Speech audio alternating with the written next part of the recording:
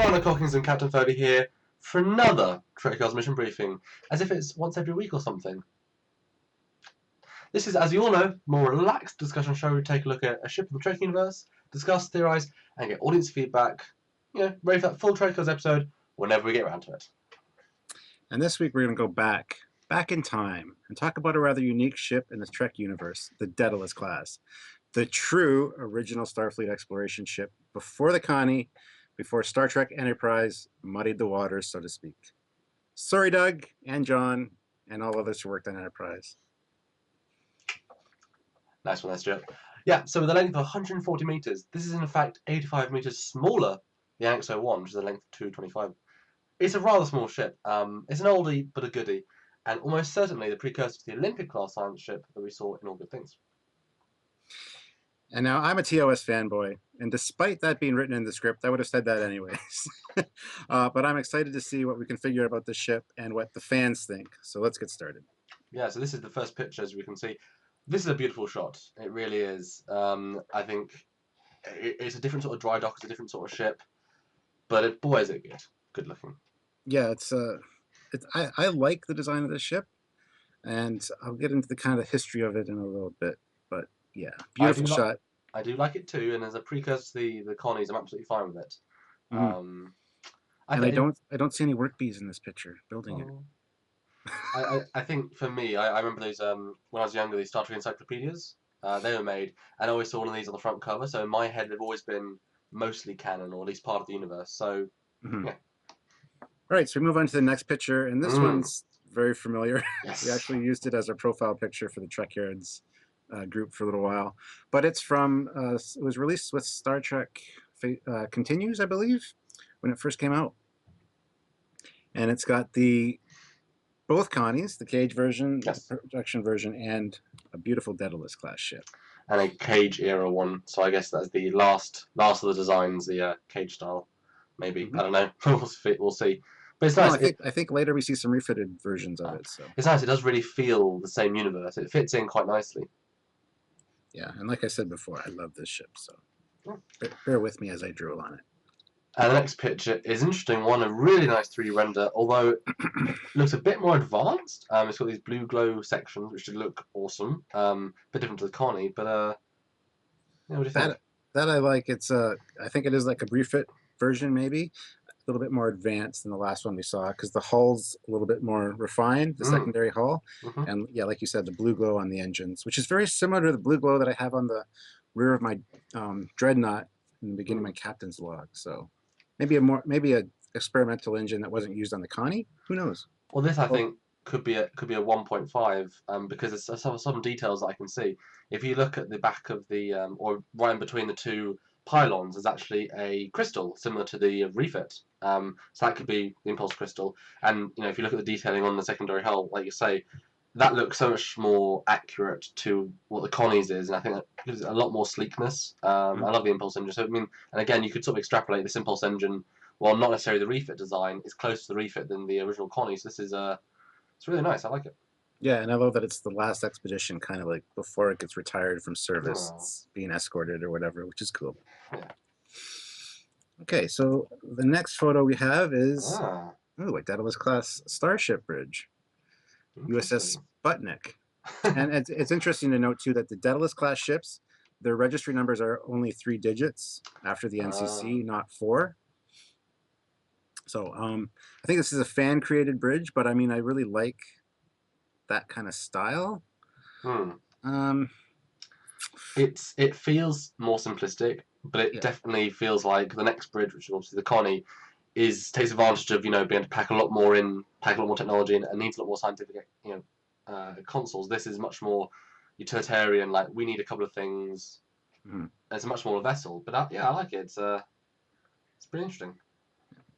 And you could argue, I guess, it follows on from the NX-01 a little bit somehow, because it's got a single person at the navigation, and then you got those 2 side consoles, which are again like NX-01. Like, this is probably done before, but it actually kind of reflects the evolution from that design, which is interesting.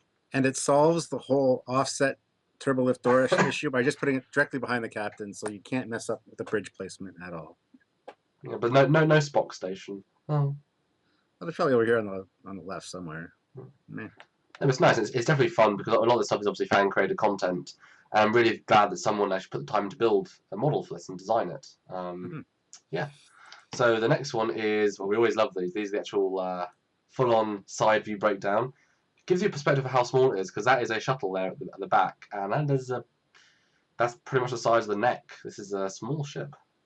And if you notice too, there's no turbo lifts. It's all stairways. Are you Well, sure? there's one central turbo lift there, but they're also the stairways, which you don't really see in other ships. Oh, yeah, I noticed that straight away. That is such a fun thing. Yeah, we'll just go downstairs. We'll take the next one. We'll go downstairs. And it looks like the bridge has a sensor, a deflector of some sort above it, perhaps.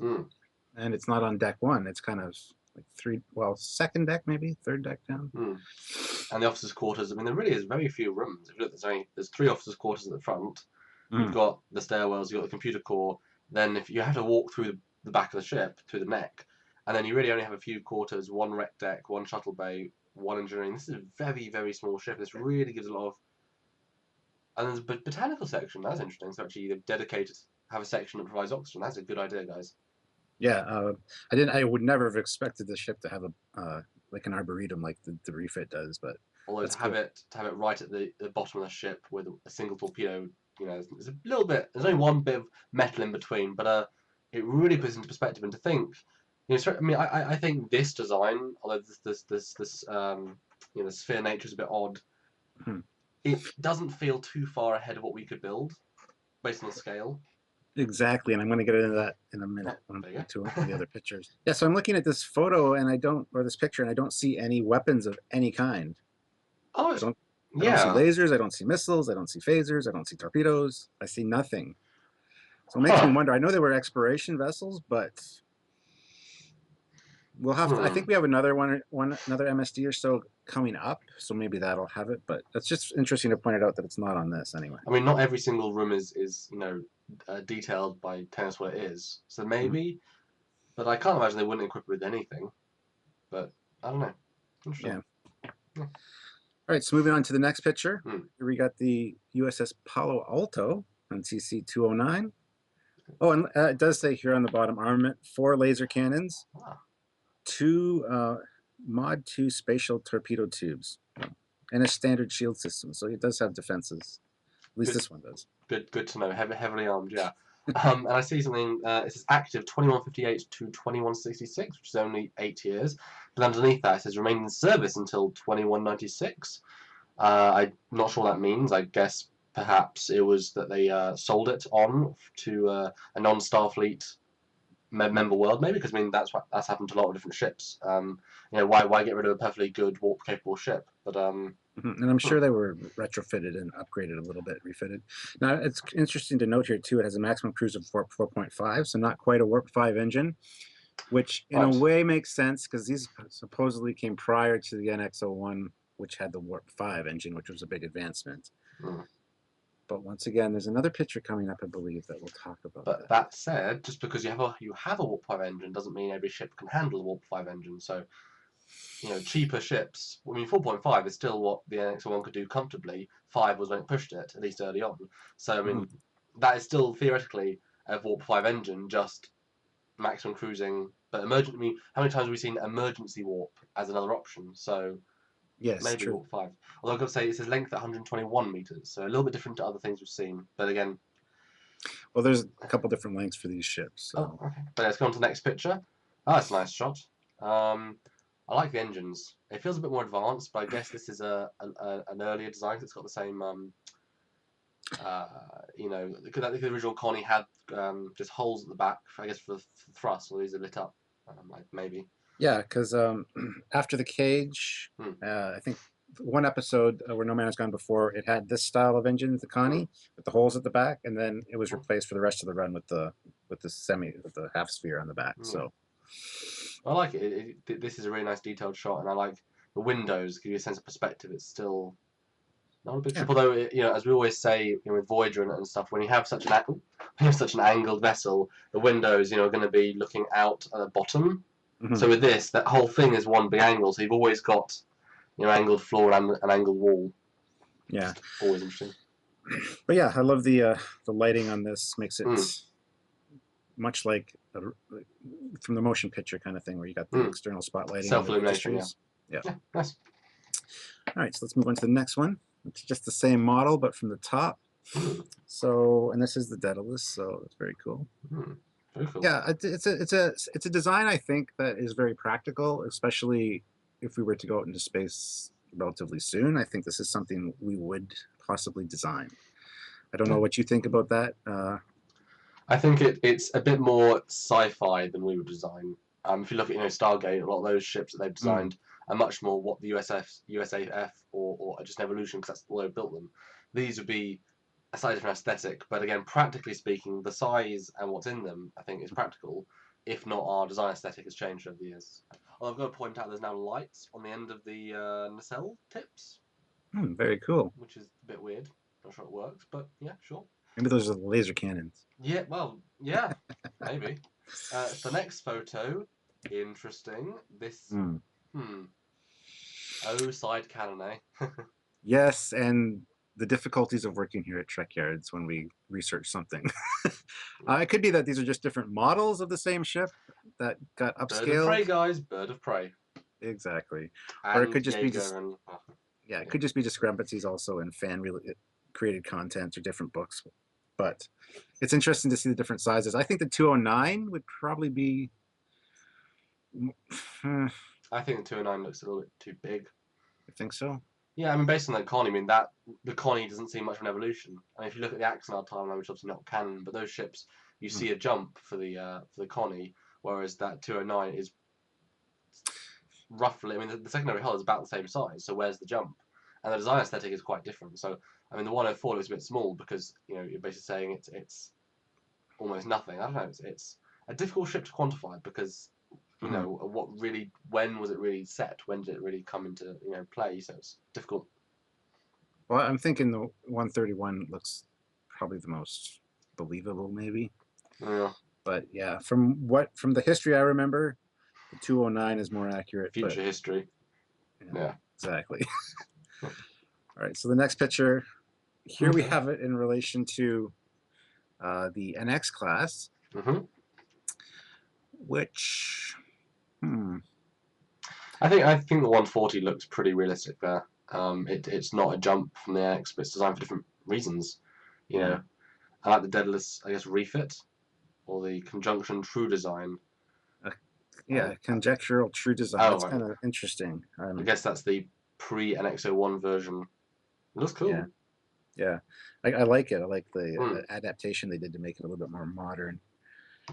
But it's interesting that the NX class is 225 meters with a crew of 80, and the Daedalus class is 105 meters with a crew of 230. Or 140, yeah.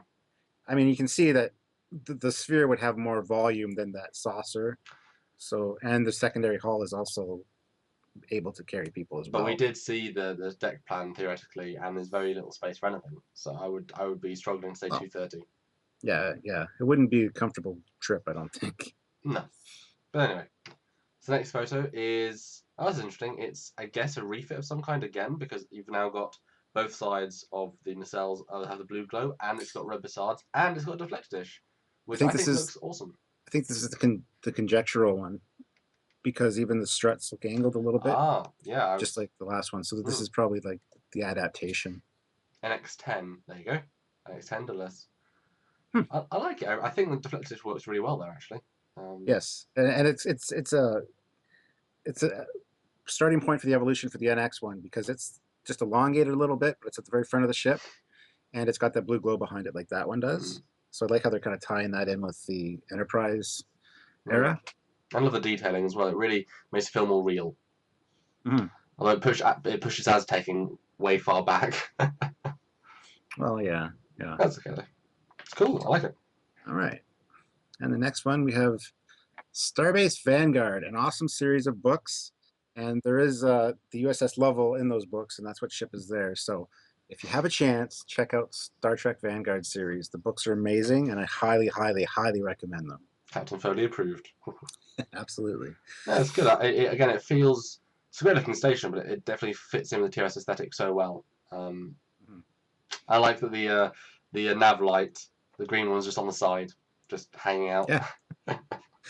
I'm just looking at the station real quick. I like the bottom deflector dish is basically Oh yeah. the Connie deflector just pointing down, which is neat. That's cool. I like that. But yeah. Cool. Right, so next we've got, I guess, just a drawing of it. I'm not sure what I'm looking at here. What do you think? Probably one of the bridge displays. Okay, like the internal MSD before MSD sort of thing. Although it does say HAL 9000 online. Oh. It's obviously fan created, and I can't do that, Dave. But yeah, it looks like one of the bridge displays because you see a few of them on the Connie that have the outline of the ship like that. So yeah, it's fun. All right, so the next photo we got is Matt Jefferies' original design concepts for the actual Enterprise before they decided on the form they did. But this was what got translated into the Daedalus class. I mean, you can see definitely that bottom right is Daedalus class. And the bottom left there is actually much like the Conjectural one with the angled struts. Oh. So that's cool too. I mean, that's definitely one of the nice homages that they played for Star Trek, is to really keep bringing in some of Matt Jefferies' designs, even though, well, just repurposing them it's fun. It's good. And it shows that it should be canon in some way. And there are some very cool variants there, which are very neat. And I'm sure that fans have created some of those, but they look really cool. They do. And the next one is that I guess it's the NX-01 variant with Enterprise, and again we see a Chris Martin drawing, lots of those we see on the show. It's good. I like it. Looks pretty. I love the nebula. And I think it does work. I think even though they're different styles, I think you can see it progress towards the sleekness of the Connie. I think it works. Yeah. And it also, this one, the deflector on the front is actually more ovoid shape than round, like the last one we saw. So it's a kind of progression towards Enterprise NX-01. So. And there isn't any points on the nacelles, nacelle tips. So this is probably the double refit, I guess. Sure, whatever. All right, next one. All right, this is finally one I wanted to talk about. Okay. I'm prepared. This is the one you've been waiting for. I'm ready. So that's obviously the Conjectural one because it's exactly the same as we saw. It's got the docking bay port on the side. It's got the angled struts. And you see it with the NX-01 refit, which we will be doing an episode on, don't worry, and we'll have Doug Drexler too. But anyway. Looking forward to that one, yeah. In the original canon, before Enterprise came around... Is this going to be a TOS rant, Stuart? A small one. Okay. I prefer the real timeline to Enterprise. Keep going, Stuart. I'm gonna get hit. Anyway. Keep going. So there was like 5 or 6 original Daedalus class ships, which were exploration vessels. Okay. And there's a novel, I can't remember it for the life of me. I can't remember the name of it, but it says it talks about becoming captains of those ships and the first adventures they had. And the very first page says this book assumes that the events in Enterprise never happened. This is the original supposed timeline because the Daedalus class was supposed to be the direct predecessor to the Connie. But then Enterprise came along, snuck the NX-01 in there, and said that the Daedalus class were older ships than the NX-01 and then the Connie, which makes sense. And it makes sense too with that warp speed we saw on those Daedalus class 4.5, that the NX-01 was the next evolution with the warp 5 engine. So they would never be long-range exploration vessels given their size. But they were, because they were the best that we could build at the time. Except the NX-01 and NX-01 refit. But they never existed until Enterprise. Well, until they're not even on the they're not even on the wall in TNG, dude. Yeah, neither is Enterprise B or the correct ambassador. So I mean, they make lots of mistakes, don't they? No, but they are on there. They're just the original concepts ones. The NX-01 was just obliterated from history because you know why? Because it never existed. But yeah, it's a lovely shot though. It's a great shot. It looks good, and I like the way they do tie it in. And I think it fits in perfectly as a pre. This was like I say the first one we decided to go out with, and then built the NX-01 as a real exploration vessel, bigger, chunkier saucer. Yeah. And I like how we have to restructure our history based on. But Star Trek fans can do that. We can always come up with a reason for why things are the way they are. And that is half the job application for Trekyards. Just be able to rebuild the timeline. Conjecturize, theorize. A bunch of Isings. Yeah. Anyway. So the next one is another side view. This is the classic TNG style we always have. I think there was definitely a torpedo tube now at the front. This is a much bigger ship. I think there's more decks in this one. Yeah, I think there's a couple more. And it moved the bridge to the top where the Mm. bridge is in the Connie instead of. Oh, if you look at the back of it, you've got a classic Constitution class shuttle and an NX-01 shuttle pod as well. Oh, that's cool. That's a cool tie together again. And it's a lot. I mean, this is probably going to be a either a longer range exploration vessel, because this is definitely once you get rid of the botanical gardens, that thing, you can have more space for other stuff. So the shuttle bay is obviously If you notice extended, too, it the says a weapons. Warp 7 engine, so this would be, I think, a refit or an upgrade. Yeah. And a probe torpedo launcher at the back. And the front, yeah. I like it. It looks good. There's more stuff in the middle as well, which I don't know what any of that is. Antimatter pods and we've got a transporter as well, so that's. Yeah, it looks like a much more comfortable ship and later design, I think. So cool, I like it. Next one, the Pioneer and Daedalus class comparison. Well, I've never really heard of the Pioneer class, but I thought it was cool to include this picture. It looks almost like another advancement towards the Connie in a way. Look at those engines, and it added the neck. You push the neck forward, squash that sphere, and it's ugly, and it's a stretch. Somebody designed that, and you just called it ugly. In a nice way. I know. No, I don't. Yeah, it's neat to see different ships in Star Trek.